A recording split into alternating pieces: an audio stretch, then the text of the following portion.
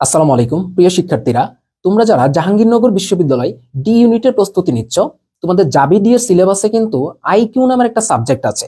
তোমরা ক্লাস 1 থেকে ক্লাস 12 পর্যন্ত কখনোই কিন্তু এই সাবজেক্টটা পড়াশোনা করো নাই। সো একেবারেই নতুন একটা সাবজেক্ট হচ্ছে তোমাদের আইকিউ।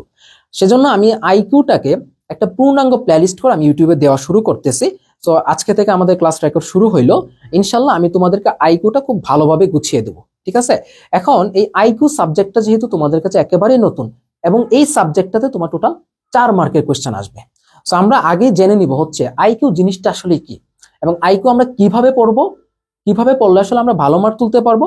পাশাপাশি হচ্ছে এই আইকিউ এ জাবি ডি এর জন্য কোন কোন টাইপগুলো বেশি গুরুত্বপূর্ণ, তো এই জিনিসটা আমরা ইন্ট্রোডাকশন পার্টে পড়বো। এরপর আমরা এক একটা ইয়ার ওয়াইজ এবং সেট ওয়াইজ হচ্ছে আমি তোমাদেরকে জাবি ডি এর কোয়েশ্চেনগুলো আমি অ্যানালাইসিস করে দেব ইনশাআল্লাহ।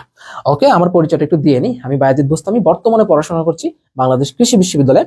সো আইকিউ নিয়ে মোটামুটি আমার একটা ভালো দক্ষতা আছে, কারণ আমি 2021 সালে হচ্ছে আমি আর্মিতে আইএসএসবির জন্য আমি প্রস্তুতি নিচ্ছি। সো ওখানে কিন্তু আমাদের আইকিউ এর একটা ভালো পার্ট আছে, দ্যাটস আমাদের একটা ভালো প্রিপারেশন নেওয়া ছিল ইনশাআল্লাহ।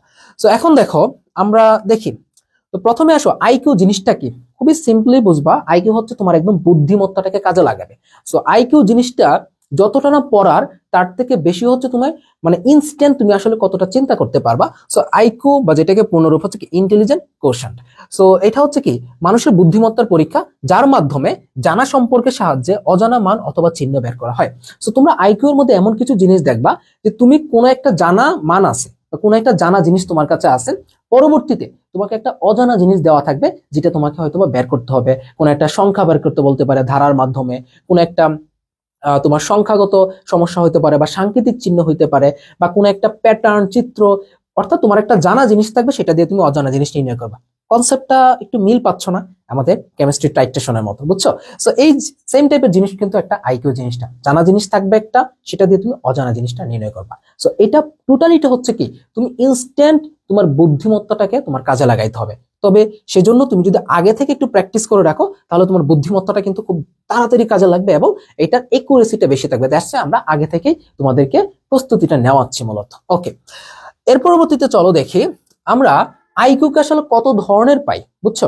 সো আইকিউ মূলত হচ্ছে কিন্তু দুই ধরনের। আইকিউ হচ্ছে তোমার দুই ধরনের, একটা হচ্ছে তোমার ভার্বাল আইকিউ, আর একটা হচ্ছে তোমার কি নন ভার্বাল আইকিউ। আমরা যখন আর্মি আইএসএসবি দিচ্ছিলাম তখন আমরা এই দুইটা টাইপের আইকিউ পড়তাম। আমাদের ভার্বালে সম্ভবত 60 মার্ক বা 40 মার্ক, আর নন ভার্বালে সম্ভবত 60 বা 40, মানে দুইটা মিলে 100 মার্কের ছিল। ভার্বাল মনে হয় 60, নন ভার্বাল হচ্ছে 40, এরকম একটাই ছিল আমাদের আইএসএসবি তে। অনেক 4 বছর আগে দিছি তো এই জন্য মনে নাই আসলে। এনিওয়ে, সো ভার্বাল আইকিউ জিনিসটা হচ্ছে তোমার কি বিভিন্ন ভাষা থাকবে, শব্দ থাকবে এবং সংখ্যার ব্যবহার থাকবে, মানে বিভিন্ন ভাষার মাধ্যমে। আর নন ভার্বাল যে জিনিসগুলা সেগুলো হচ্ছে তোমার কি চিত্রের মাধ্যমে প্রকাশ করাবে, যে এই চিত্রটা থেকে এই চিত্রটা আসছে, এরপরে এইটা আসছে, তাহলে কোশ্চেন মার্ক একটা দেওয়া থাকবে, তাহলে এই চিত্রটা কি হবে, মানে কোন একটা চিত্র বা কোন একটা প্যাটার্ন দেওয়া থাকবে, তোমাকে এটা নির্ণয় করতে হবে। আর ভার্বালের ক্ষেত্রে তুমি কোন একটা সাংকেতিক চিহ্ন থাকতে পারে, কোন সংখ্যাগত মান থাকতে পারে, কোনটা গণিতের ধারা থাকতে পারে, বা তোমার আদার্স যে কোনো জিনিস থাকতে পারবে। আর নন ভার্বালে কিন্তু আরেকটা জিনিস ইনক্লুড আছে, বিভিন্ন ঘড়ির প্রবলেম গুলা। সো ঘড়ির প্রবলেম গুলো কিন্তু বেশ পরিমাণে তোমাদের আসে। সো এই হচ্ছে কি ভার্বাল এবং নন ভার্বাল, ঠিক আছে? আমরা দুই টাইপের আইকিউ ইনশাল্লাহ আমরা পড়াশোনা করব। দেন হচ্ছে আমরা আসলে আইকিউ এ কিভাবে ভালো করা যায়, একটা স্টুডেন্ট তুমি আইকিউ এ কিভাবে আসলে ভালো করতে পারবা, ওকে, এবং কি করলে আসলে তুমি 4-4 পাবে ইনশাল্লাহ।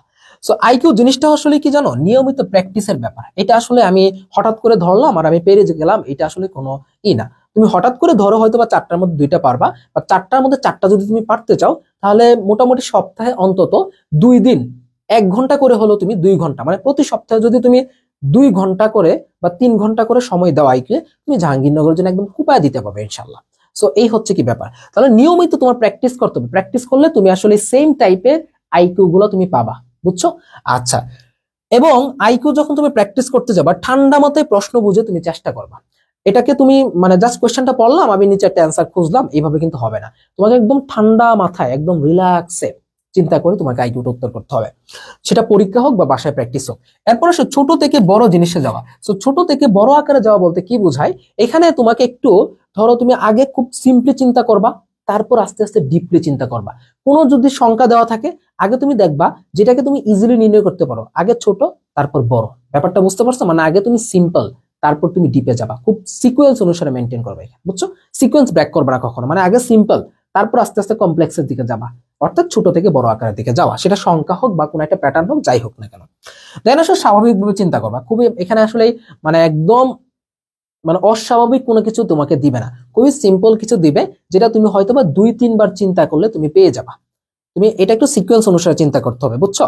যেমন ধরো কোন একটা ধারা দেওয়া থাকলো, তো আমি ধারা যখন পড়াই তখন আমি বলি যে আগে হচ্ছে তুমি এদের মধ্যে পার্থক্য দেখবা, তারপর দেখবে কি এটা পার্থক্য মানে কি তোমার গুণ বা ভাগ করে, মানে সরি যোগ বা বিয়োগ করে দেখবা, তারপর হচ্ছে কি তুমি দেখবা হচ্ছে এটাতে গুণ বা ভাগ করে মিলে কিনা, এরপর যদি না মিলে তারপর তুমি রুট বা বর্গ করবা, এরপর তুমি যদি না মিলে তারপর কি করবা, ঘনমূল অথবা তুমি কি করবা, মানে কিউব করে ফেলবা, যেটা ইচ্ছা করতে পারো।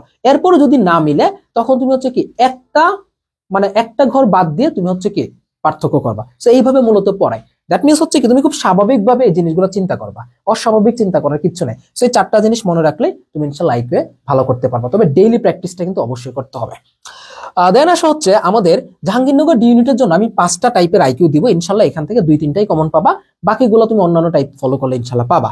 তো প্রত্যেক বছরে এই জিনিসগুলো থেকে কোয়েশ্চেন আসে, মানে রিপিট হয় বা হচ্ছে 1 বছর গ্যাপ দিয়ে 2 বছর গ্যাপ দিয়ে আসতেছে।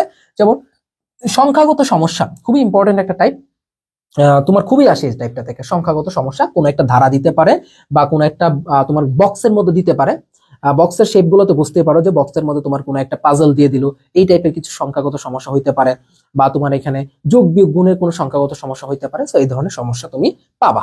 এরপর কি সাংকেতিক বিন্যাস, হ্যাঁ সাংকেতিক বিন্যাসটা মূলত হচ্ছে ধরো এটা মেইনলি তোমার বোঝায় হচ্ছে কি, সাপোজ হচ্ছে তোমার এখানে যেমন x y এরকম, এটা ইকুয়াল এটা হইলে ওইটা ইকুয়াল কি হবে। সো এই ধরনের সাংকেতিক বিন্যাসগুলো কিন্তু ভালো পরিমাণে আসে এবং প্রচুর পরিমাণে এটা আসে। সো এইটা থেকে মাস্ট তোমরা ইনশাআল্লাহ একটা কমন পাবা, এটাও ইম্পর্টেন্ট আছে।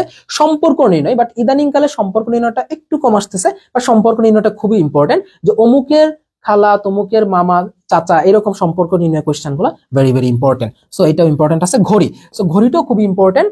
সো ঘড়ির ক্ষেত্রে তোমার হয়তো বা বলতে পারে যে এই সময়ের সাথে ওই সময়ের পার্থক্য কত, বিশেষ করে শুধু ঘড়ি না, এখানে হচ্ছে তোমার কি জন্ম তারিখ, জন্ম সাল, তারপর হচ্ছে কি জন্ম তারিখ, তারপর হচ্ছে কি জন্মবার, এই জিনিসগুলো মোটামুটি গুরুত্বপূর্ণ আছে। এরপর কি সারি ও অবস্থান, এখানে তোমার বিভিন্ন অবস্থান বলতে পারে, সারি বলতে পারে। সো এই জিনিসগুলো মূলত হচ্ছে কি আইকিউর জন্য গুরুত্বপূর্ণ, ঠিক আছে? তো আমরা হচ্ছে একে একে হচ্ছে আমরা এখন দেখবো, মানে এক এক সালে প্রথমে আমরা 23-24 দিয়ে শুরু করবো। 24-25-এর প্রশ্নটা এখন আমার কাছে আসে নাই, আমি আসলে 24-25টা শুট করবো।